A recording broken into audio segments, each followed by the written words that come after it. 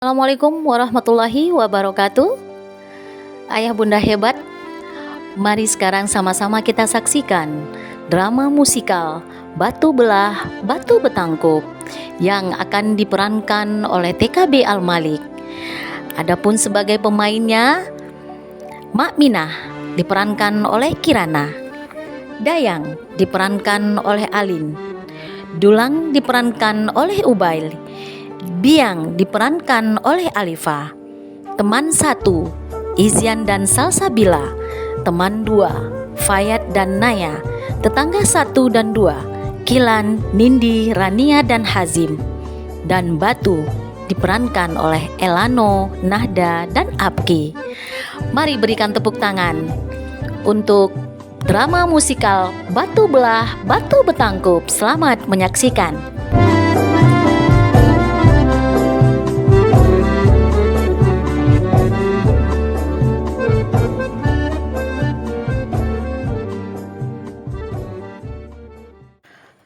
Pada zaman dahulu, di sebuah desa bernama Indragiri Hilir, hiduplah seorang ibu bernama Mak Minah yang hidup bersama ketiga anaknya.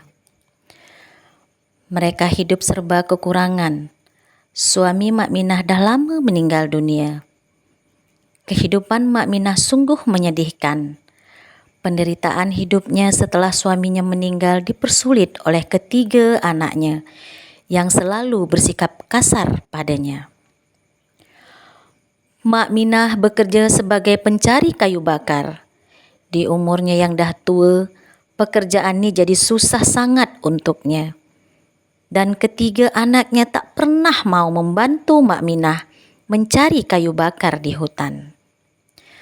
Kerja mereka hanya mengeluh dan membuat Mak Minah menangis. Suatu hari, ketiga anak Mak Minah menagih benda-benda mahal yang tak mampu dibeli Mak Minah. Akhirnya, ketiga anak durhaka itu membentak Mak Minah dan membuat Mak Minah kembali menangis.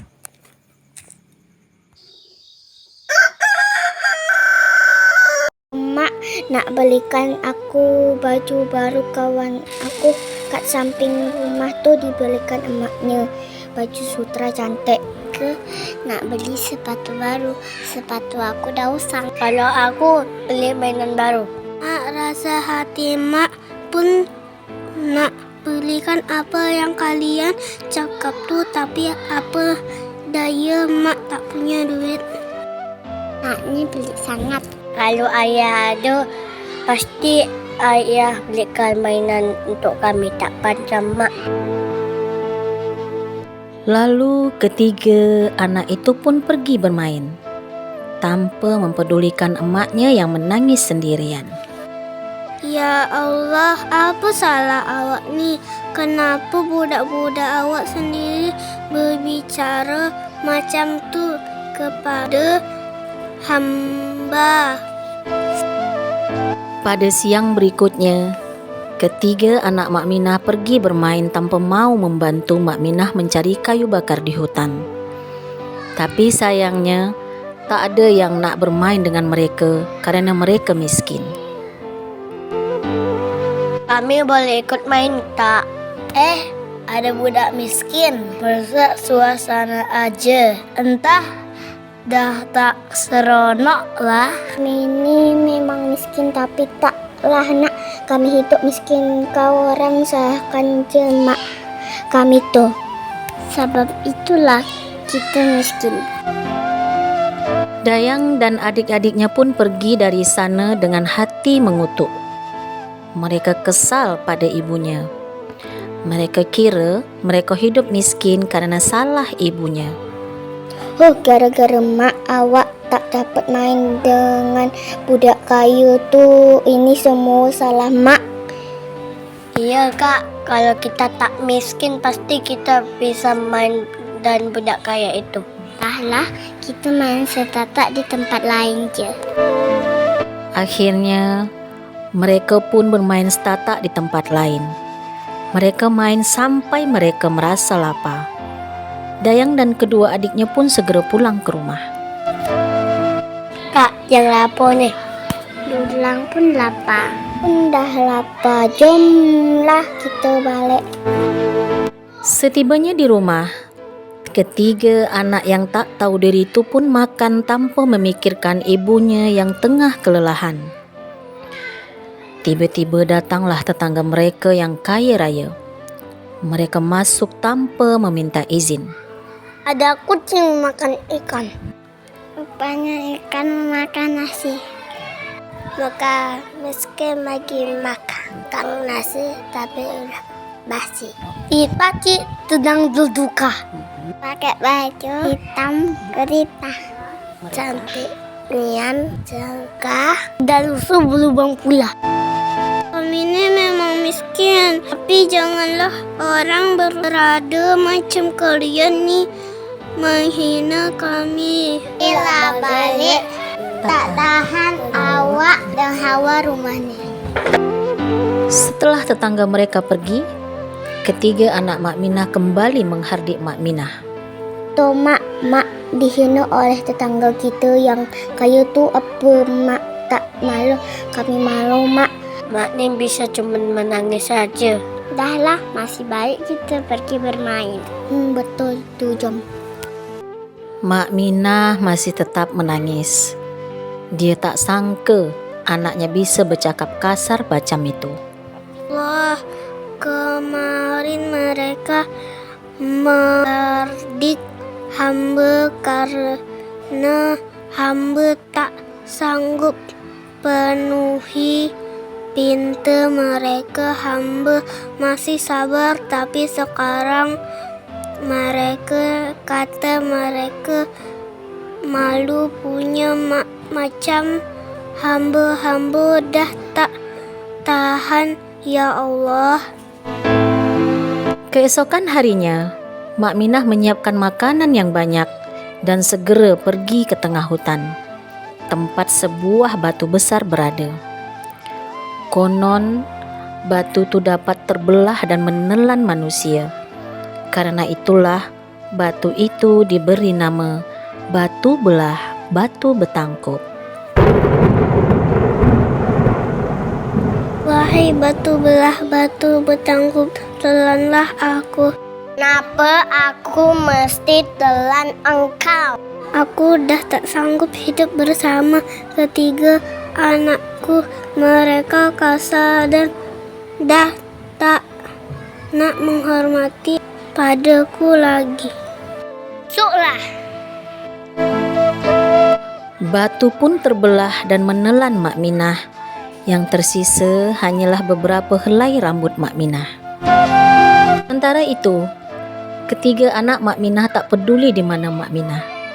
Sepulang bermain, mereka hanya memakan makanan yang disiapkan oleh Mak Minah, lalu kembali bermain. Kak, di mana Mak? Ya kak, kemana mak? Mak dari tadi tak nampak pun.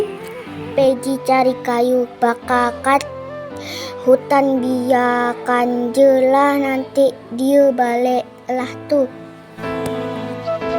Keesokan harinya, mereka mulai lapar dan makanan yang disediakan Mak Minah pun dah habis.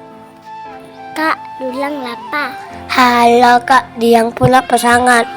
Sama akak pun lapar sangat. Lah mak ni sejak kemarin tak nampak. Jomlah kita cari mak kat hutan.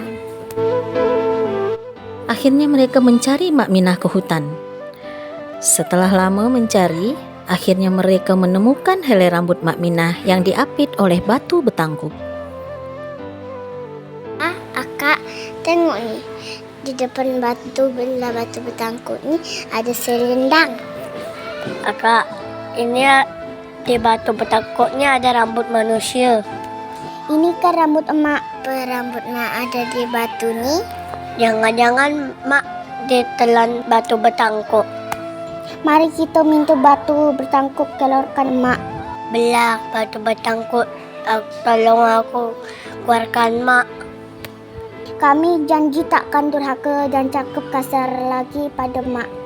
Kami janji akan bantu mak cari kayu bakar kat hutan. Kalian janji?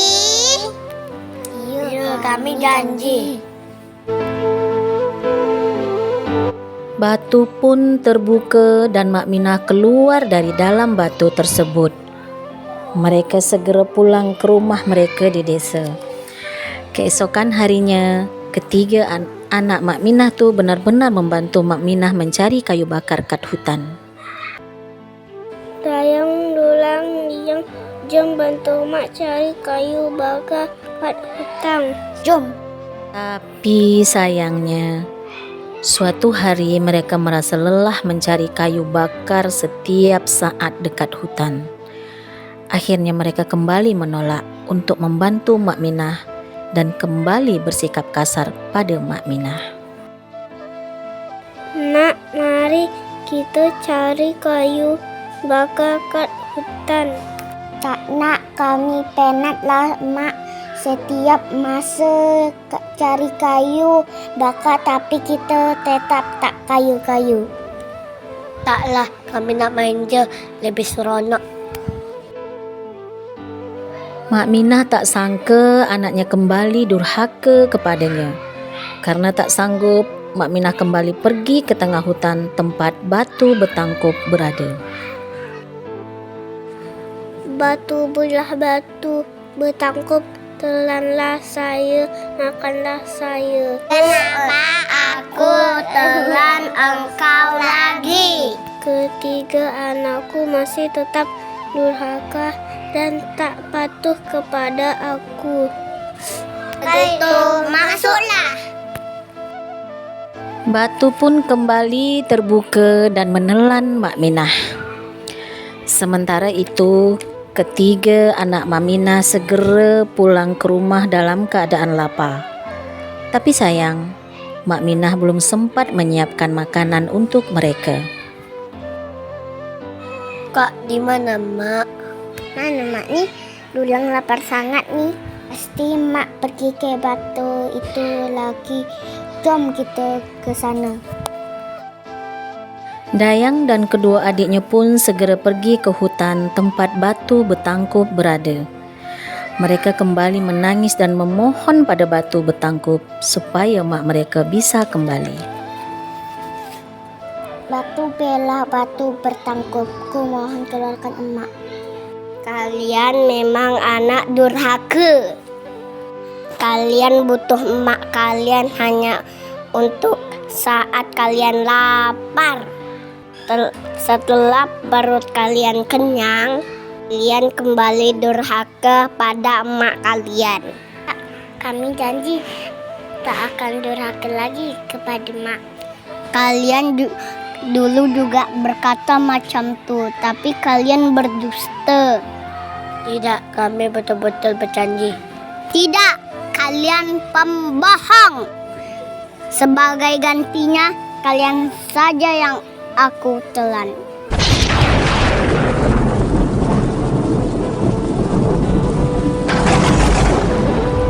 Batu bertangkup segera menelan mereka bertiga dan masuk ke dalam tanah. Sejak masa itu, batu itu tak pernah muncul lagi. Mak Minah dan ketiga anaknya pun tak pernah lagi terlihat.